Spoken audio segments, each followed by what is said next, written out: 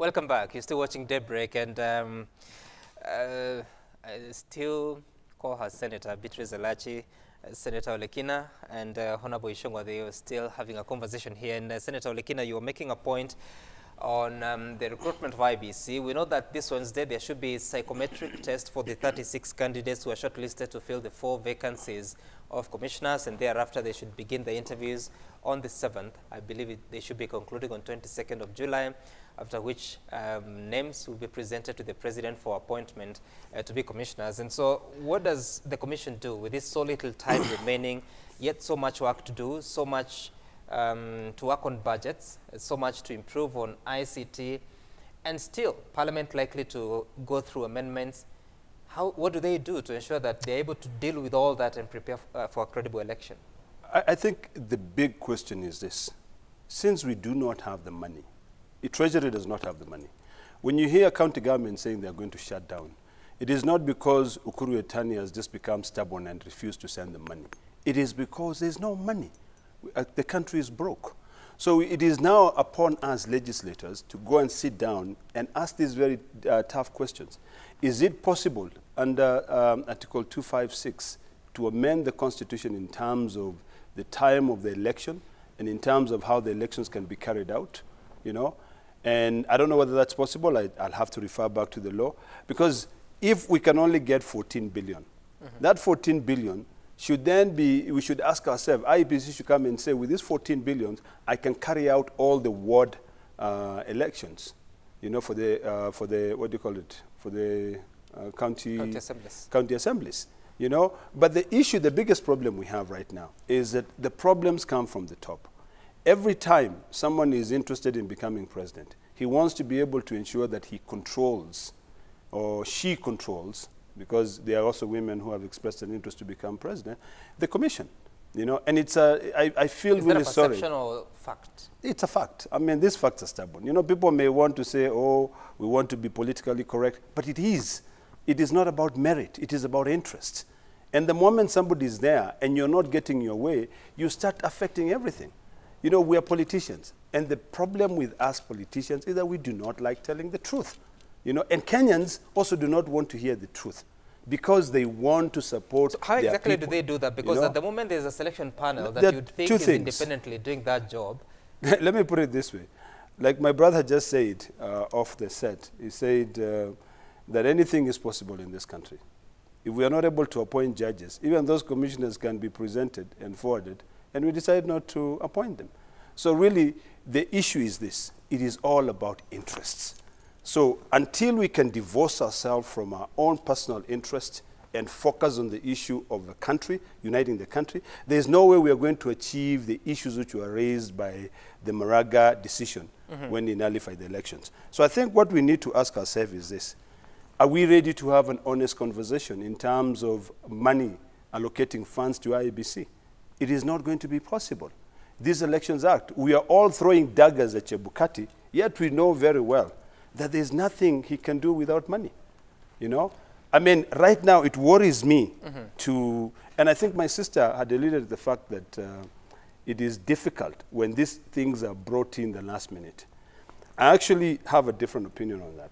Because if you look at that strategic, what is it called, their plan, in terms of how they carry out the election, they have actually detailed it day by day, although there is a small error in terms of the campaigns, the financing period, because they've only given it like a day. You can only fundraise for a day. If you look at that document, they said it's only October, I think October 16th, and it ends October 16th or December, one of the two.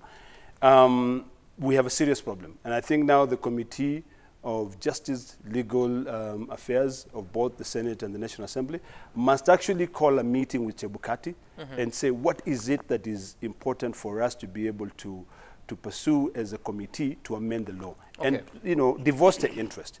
If we don't do that, even if we appoint these other 4 commissioners, which I'm sure 3 of them will be women and 1 will be a man because of the trend and what is happening, it will not help. Okay. Honorable Ishongwa, because you've been in Parliament, this is your 2nd term now, you worked at the Budget Committee, you know how much the country is able to afford. But also we know that the election keeps getting more and more expensive. It's likely that, looking at the documentation, the election season of 2017 cost about 50 or 51 billion shillings. That is inclusive of the repeat presidential election. So what do we do? Because many say that elections is just another business opportunity for entrepreneurs. What do we do that, yes, we can spend money, but not at the expense of credibility? In fact, I was just reading a story here in the Daily Nation on page 8, where activist Tom Tata is suing IEBC in row of a ballot papers tender.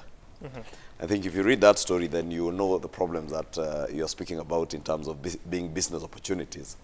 And of course, this could be trade wars.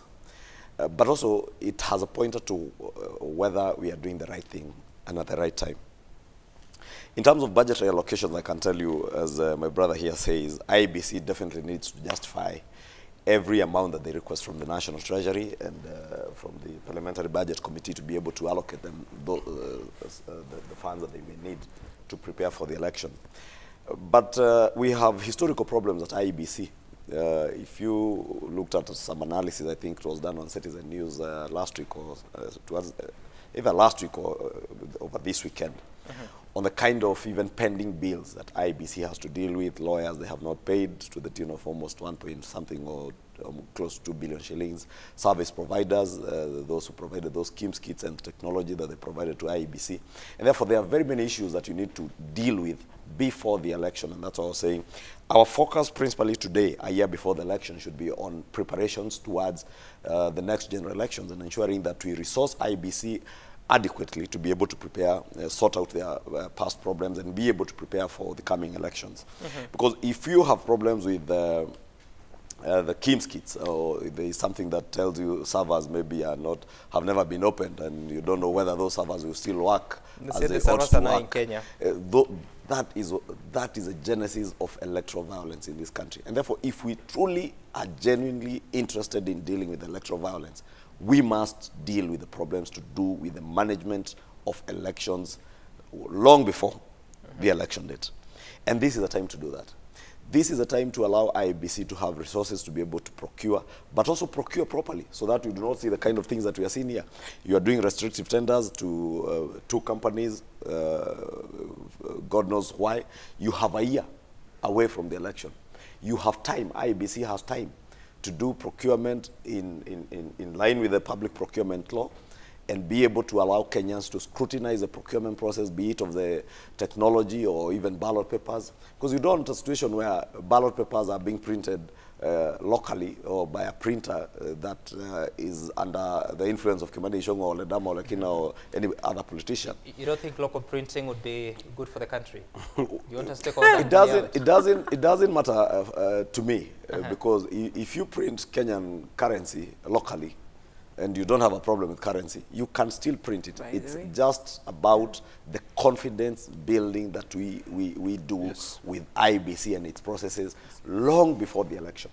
Okay. If we wait until the last minute to start procuring, then we will have problems. But I'm saying, even if you want to do local printers, let us be able to scrutinize, and Kenyans able to scrutinize the process of procurement. They're able to scrutinize who is a printer that has been awarded this tender. Are they secure enough that I will not be able to access ballot papers for Kikuyu ahead of everybody else before the election date? 2, look at some of the other issues that IEBC has raised, have been raised about IEBC. Look at the process that is ongoing now on the recruitment of 4 commissioners, and we are just saying off air. There's even talk already that the new 4 commissioners are being appointed. Then they will find a way of kicking out the 3 who have been in office. Is it possible? And that's what we're asking ourselves. And that's why. No. I'm just coming to that because Ladama mentioned it. What we are saying off air. Okay. And I was saying, you can never say anything in this country is far-fetched. If you have judges that have been nominated and appointed by the Judicial Service Commission, and the president decides he will not follow the Constitution, I mean, these people when they intend on doing something, they can do anything. They can use whatever means. Let me finish. They can use whatever means. Okay. Legal, extra-legal, extrajudicial, to get rid of the 3 commissioners who are already in office. And I'm not saying they should, but we must caution those, just the same way you hear people talking about extending the term of parliament and changing the date of elections. Well, clearly we know what the Constitution provides for. We also clearly know what the Constitution provides for in terms of appointment of commissioners and their removal from office. But I'm saying it will not be far-fetched to think that those intent on controlling how the succession to the next regime moves are intent also on controlling IEBC. The process, Sam, and allow me, if you read Article 232, 1G of the Constitution, is very clear in terms of how you should appoint, you should make public appointments. Already, the process of appointing the panel was flawed in law. If you look at the way, yeah, it was. What was the You just need to read Article 232, 1G of the Constitution, Sam, is very clear on how, and if I read for you, it just says, subject to Professor H and J, that in all public procurement, not procurements, appointments, you must ensure that there is fair competition and merit as a basis of appointments and promotions. And these are public appointments to the panel. That panel, if you look at the way it was constituted, somebody wrote a letter to Jubilee and ODM only to give 2 names of 2 ladies and 2 gentlemen to be appointed to represent PSC, the Parliamentary Service Commission. There was no there was no advertisement of those positions as stipulated in the Constitution. And those are already issues that are being canvassed in court. But we are already much into the process. When you're given 7 days to do that, how exactly do you ensure a competitive process of picking representative of Parliamentary Service Commission? So what are you saying? It's a question I'm asking. How do you do that in 7 days? 7 days to do what? I mean, after the gazettement of vacancies, the nominating agencies have 7 days to pick names and present to the president for appointment. It is, who says you have to do it in 7 days?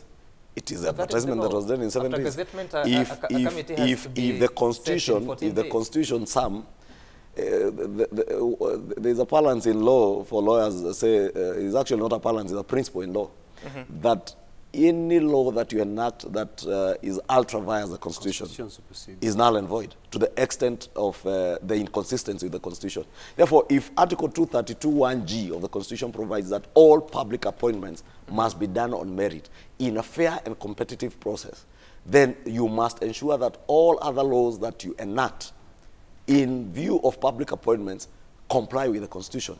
Okay. Therefore, it does not matter even what the law says, the statute or the law says, the Act says. But the Constitution, Article 232 1G, is clear that the Parliamentary Service Commission must advertise for those positions, give Kenyans a fair and competitive process through which you appoint members into the appointments panel for IEBC. That was never done. To close on you this, do not write to Jubilee. Allow me, because I need without writing to IPA and UDA. To close on this, and CS, you've been quiet on clarity you were seeking. Just a moment. You've been quiet on this, and so now with all this perceived, or will it become a reality, interference on the recruitment of commissioners and even the other officers that will be manning the election, then what are Kenyans left to do if all this is in the hands of politicians? You see, one of the things I would say first is that we are talking about the Parliamentary Service Commission. And we are believing that this is Parliament for us that has to protect Kenya. And so I think in fairness, I am hoping that indeed the panel that is there, we had 700, it does not matter whether there were 2 or 3, but Kenyans, and I want to thank them this morning, came out in big numbers. We had 700 who have applied for this job. This is where we want to see merit. Because, and in that merit, we are saying we are going to have an interview. Kenyans will watch the way we watched how the judiciary did their interviews for their CJ. So we want to see Kenyans who have come, who have been shortlisted, and who would want to get this job. And by the way, Kenyans nowadays have also become, that public participation is very key to them. They will watch and you will see them participating and say, yes, we have seen that Kenyan who has been able to do this. But I'm hoping the politicians, again, we will not turn around and say, now that because this commission is supposed to have regional balance, because it can have all women winning. But don't talk about regional balance if we want to now go to merit. But you see, because it's a political, we've started by saying IEBC is always very political. I know we will start saying, every tribe will start saying, it has to be regional balance. So for the Luyas, already we have Chapukati. For the Northeasterns, we have our brothers there. You will see them say, yeah, I want to be honest in the matter. I don't want to sugarcoat, because I know we've been there, we have seen. It is so political that you'll see every region saying, we want to see a regional balance so that when we go to an election, we have our person there. Yeah, let's not lie about that. And that is what is there. It has to first start with regional balance. If it was not of regional balance, for us women would be saying, let us see, any woman who comes from anywhere in this country has a right and merit to sit on that commission. Now, let us go back. I will say now as a woman that we need gender balance. So we have the men there, and we need to see more women coming in. So you see, if we go that way, we will now start looking at very different. That's how you look at a commission differently. Okay. It has to have gender balance. It has to have minorities in it, so that everyone feels secure. And as Mheshimiwa Senator said, we always fear, all of us fear. Even now when it comes to that commission, you'll find the politicians at the top fearing that they'll want to see it is indeed balanced for the country to see it is Kenya in that IEBC. It can't work perfectly, but it will have the 8 regions of the days before. Okay. Yeah, to balance. Oh, all right, I want us to